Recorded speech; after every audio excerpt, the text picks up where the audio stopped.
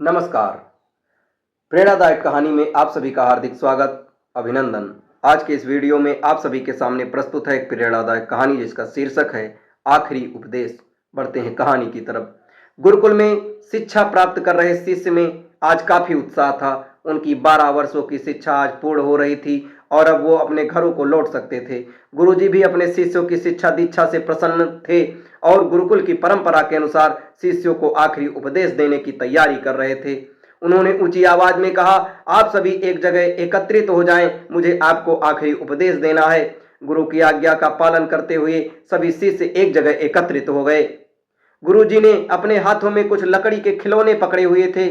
उन्होंने शिष्यों को खिलौने दिखाते हुए कहा, आपको इन तीनों खिलौनों में अंतर ढूंढने हैं। सभी शिष्य ध्यानपूर्वक खिलौनों को देखने लगे। तीनों लकड़ी से बने बिल्कुल एक समान दिखने वाले गुड्डे थे। सभी चकित थे कि भला इनमें क्या अंतर हो सकता है। तभी किसी ने कहा, अरे ये देखो, इस गुड्डे में एक छेद है। यह संकेत काफी था। जल्दी ही शिष्यों ने पता लगा लिया और गुरुजी से बोले, गुरुजी इन गुड्डों में बस इतना ही अंतर है कि एक दोनों कान में छेद है, दूसरे के एक कान में और एक मुंह में छेद है और तीसरे के सिर्फ एक कान में छेद है।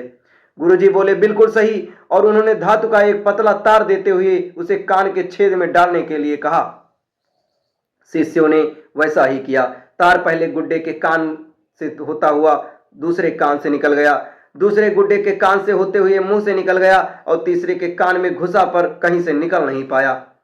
तब गुरुजी ने शिष्यों से गुड्डे में अपने हाथ में लेते हुए कहा, प्रिय शिष्यों, इन तीन गुड्डों की तरह ही आपके जीवन में तीन तरह के व्यक्ति आएंगे।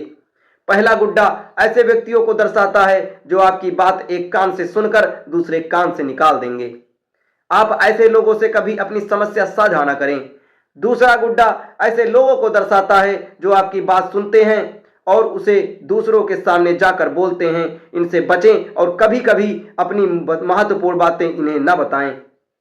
और तीसरा गुड्डा ऐसे लोगों का प्रतीक है जिन पर आप भरोसा कर सकते हैं और उनमें किसी भी तरह का विचार विमर्श कर सकते हैं, सलाह ले सकते हैं। यही वे लोग हैं जो आपकी ताकत हैं और इन्हें आपको कभी नहीं खोना चाहिए। दोस्तों, ये कहानी छोटी थी लेकिन इससे एक बहुत बड़ी सीख मिलती है कि जो व्यक्ति आपकी बातों को सुनकर किसी दूसरे को ना बताए, अनसुना ना करे और आपको एक अच्छा सुझाव दे, उसी से अपनी समस्या की बातें कहें, अन्यथा ना कहें। दोस्तों, ऐसी ही ढेर सारी कहानी के लिए हमारे चैनल के साथ जुड़े रहें। धन्यवाद।